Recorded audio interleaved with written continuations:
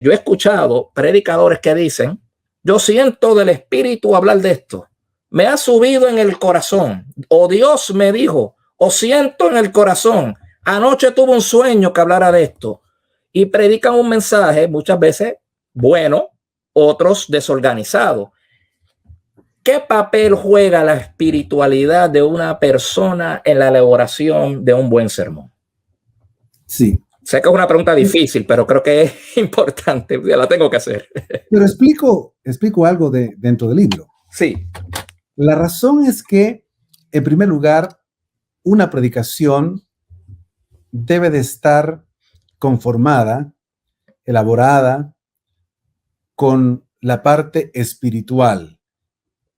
El predicador que no vive en santidad, que no está lleno del Espíritu Santo, que no es guiado por el Espíritu Santo y se dedica solamente a los aspectos técnicos, a los pasos uno por uno de cómo elaborar el orden de la predicación o del sermón, luego cómo presentarlo.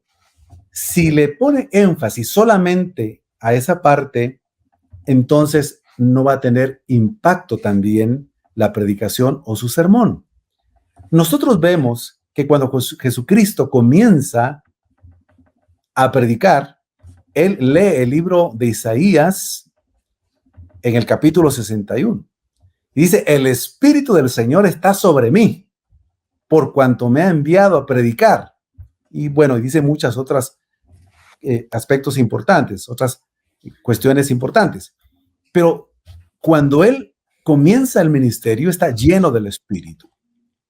Si nosotros vemos y analizamos cómo predicó el Señor Jesucristo, él dominó también el arte de la comunicación, las parábolas, los ejemplos, las hipérboles.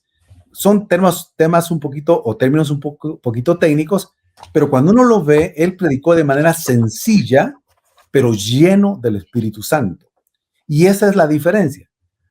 Si alguien se dedica o se inclina solamente por la parte espiritual diciendo, yo ayuno, yo oro, yo busco del Señor, yo leo la Biblia, pero no necesito leer libros sobre hermenéutica, sobre exégesis, o cómo elaborar y predicar mejores sermones, o cómo convertir sermones comunes en extraordinarios, entonces se va a quedar en la parte espiritual y no va a lograr transmitir lo que el texto dice.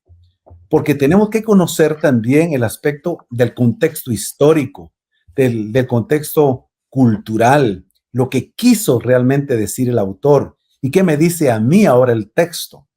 Entonces, cuando los predicadores decimos, el Espíritu ha puesto en mi mente que les hable sobre esta predicación, sin una previa preparación, es un grave error. Les aseguro que enseñarán herejías. Una herejía es una verdad a medias. Les aseguro que enseñarán cosas que no dice la Escritura misma. Entonces, el equilibrio es el adecuado. El poder del Espíritu, pero también el conocimiento profundo. Hay que leer mucho, hay que estudiar mucho. Por ejemplo, Carlos Spurgeon era un hombre puritano, era un hombre que oraba, era un hombre que buscaba a Dios, era un hombre que leyó la Biblia más de 100 veces. Era un hombre que leía 6 libros por semana, cristianos y no cristianos. Además de dedicarle mucho tiempo a cada predicación, entonces él cuidaba los dos aspectos.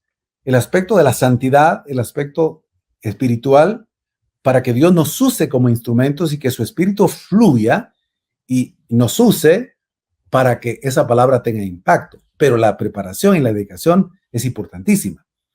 Perdonen el ejemplo personal que les voy a dar, pero desde hace un tiempo he pasado por todas las etapas del predicador, el predicador novato, el predicador que inicia, y he cometido todos los errores también.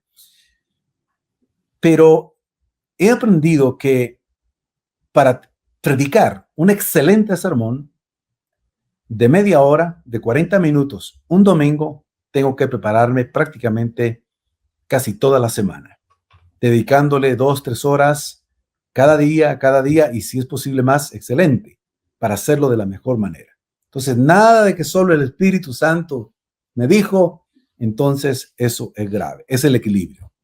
El vídeo que acabas de ver es un fragmento de otro más largo. Si quieres verlo completo, haz clic aquí. Te damos las gracias por apoyar el trabajo de CLIE y te invitamos a suscribirte al canal y a seguirnos en nuestras redes sociales para no perderte ninguna de nuestras novedades.